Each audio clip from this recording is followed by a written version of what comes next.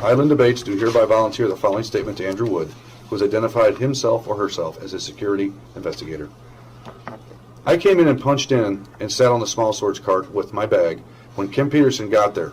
I talked to her. She was a little aggravated with the whole soap opera stuff going on.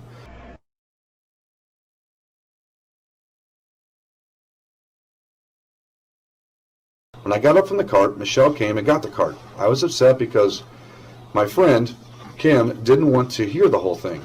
I went over to the scan side of the belt, put my bag under the scanner where I was going to be. I got a map from the position next to me and moved it over to my position. This was not the map that was in Michelle's spot. She turned around, blew up, and called me a bitch. Started screaming for her supervisor. I put the map back and got another one. I did not speak to Michelle ever. Then I went to get help from Crystal, who then went to get security. There was absolutely no physical contact between the two of us. There was absolutely no tugging of the rug. When she got upset, I moved it back. Signed by Linda Bates. When this Matt incident happened, the reason that she's terminated today, correct? That's why we're here, for the Matt.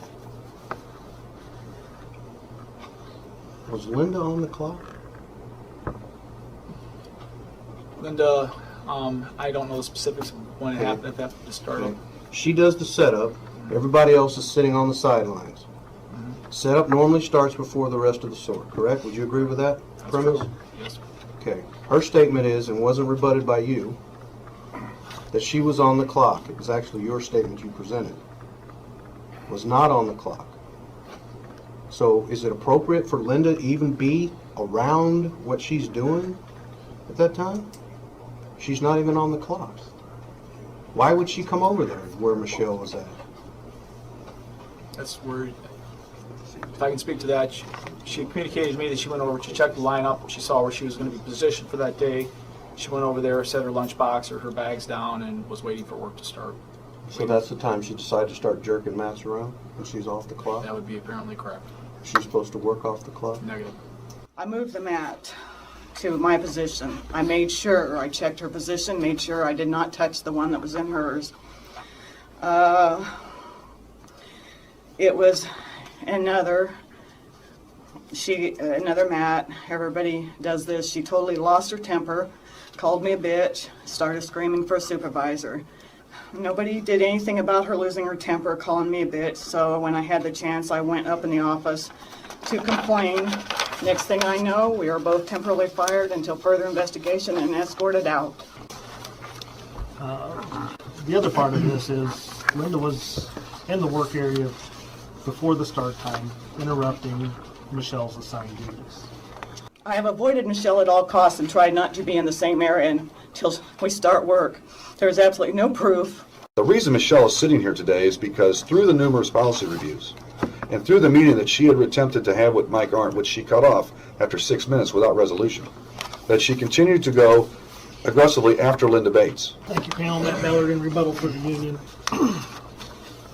First, going to the company's brief, where it states that Michelle Mullica continued to violate the anti-harassment policy after having the policy reviewed 2 previous times.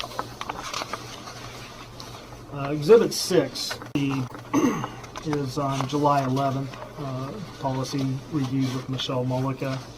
I think it's important to understand the circumstances of that review.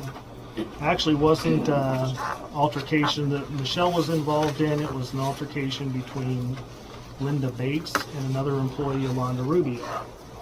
Linda Bates had turned off the belt for the smalls for whatever reason, and then Yolanda yelled to turn the belt back on.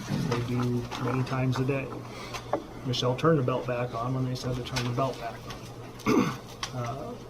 Linda thought this was harassment on the part of Yolanda Rubio. Went to management. They said, we're writing you up, reading the policy to you. When Yolanda went and tried to give her side of the story, they said they don't even want to hear it. They're writing them down. So Linda goes, gets everybody written up, and actually Linda got written up on that one. That's the company Exhibit 8. The only person that has not been able to work and play with others is Michelle. And I just wanted to bring that point up. Because I decided enough is enough and filed official harassment papers against Michelle and Sandy. and Sandy was included in my harassment because she went and filed a paper along with Michelle that I have been violent towards her. After Michelle left, Andrew Wood and myself approached Linda Bates and informed her we were taking her out of service pending investigation. She became very upset and started crying. She asked when she might hear from us about the investigation and her job status. She told us repeatedly she could not afford to miss work and needed her job. Aside from her crying and asking about when she would hear from us, she was calm the whole time. Signed by Matt Miller. This is all hearsay. They'll use Linda's statement against me, and they'll also use Supervisor Danny's statement against me. Danny's statement said that I said effing this and effing that. Exhibit number 4 is a statement from the part-time supervisor, Danny Banker, who worked in Smalls that day. It states, as I was setting up my area on July 23, 2013, I heard the voice of Michelle Mulligan yelling at what seemed to be at the top of her lungs towards another employee, Linda Bates. As I was going to investigate what was going on, I heard Michelle yell, "That's fucking ignorant. What are you, fucking stupid?" Once I got over to her, I told her to stop, and she continued to still cause a huge scene. And at this time, Matt Miller as well as Andrew Wood showed up and took both employees one at a time to the office. That's Danny Banker.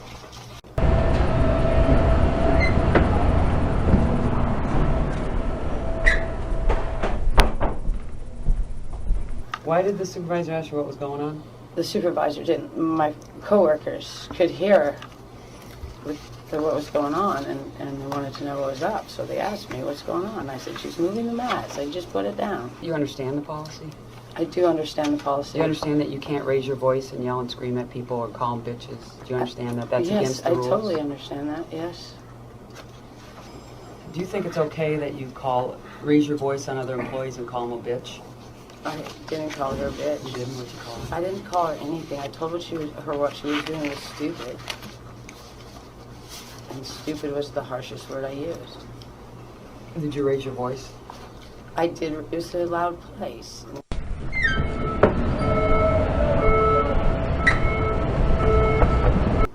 It was a loud place, so you raised your voice?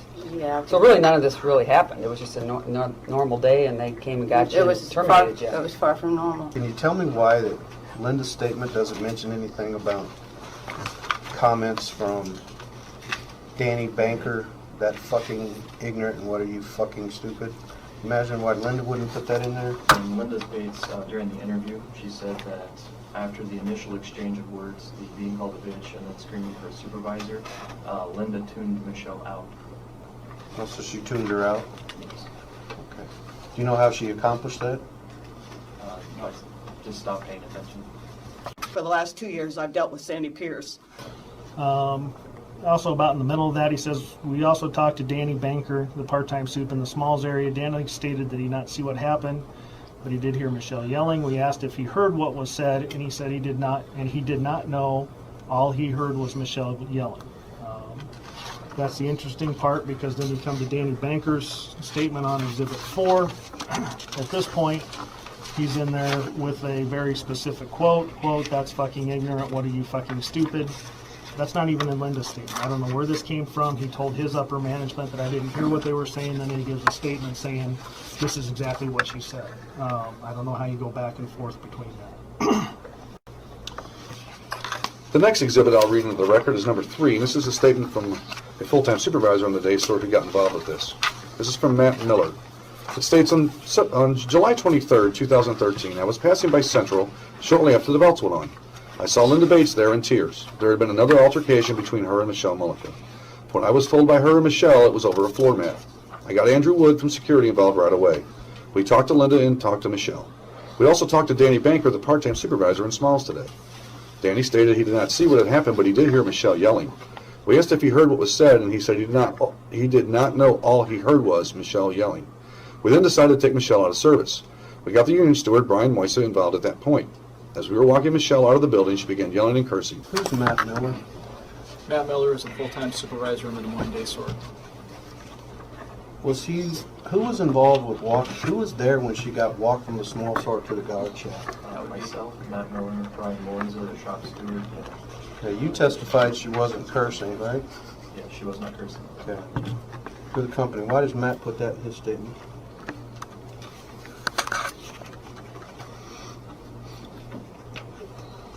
Began yelling and cursing. I do not know. Panel members, this case has taken many turns. There's been lots of finger-pointing, accusations, and non-professional behavior. Did she threaten anybody this day?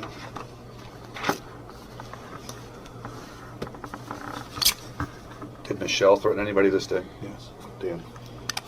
Not to my knowledge, she did not threaten anybody. Okay, that's the question. Michelle was terminated based on her actions that violated the workplace violence anti-harassment policy. Is she fired for those statements?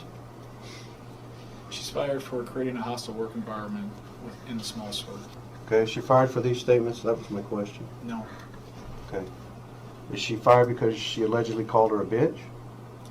She's fired because she created a hostile work environment. Okay, would you want to answer my question? But that would be, I imagine bitch would be part of that, yes, so that would be part of it. Mr. Chairman, it was the aggressive nature she took towards the other employee, And what was the aggressive nature? where she Raised her voice? she started shouting. She used foul language, according to the two write-ups that we have from Banker and Bates. And even in her own statement, she says she shouted. Is Bates Linda? Yes, sir. Okay. What's the foul language that Linda said she said? She said she blew up and called me a bitch, started screaming for supervisor. That's the word you're talking about? Yeah. Okay.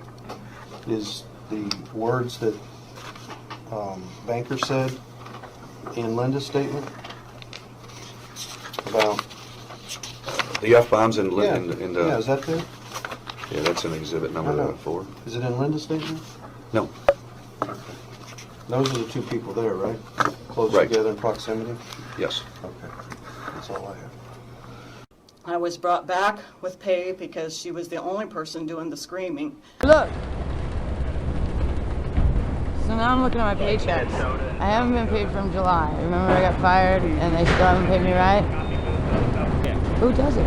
I think Crystal does it. If she submits it, it goes to Dan. I don't know how. I think Dan's fucking with me, to tell you the honest God truth. I honestly think he I is. think, yes. I agree with you with that. I came in at like 30. He hates me. And once he's done, Dan's looking at everything he can to fuck.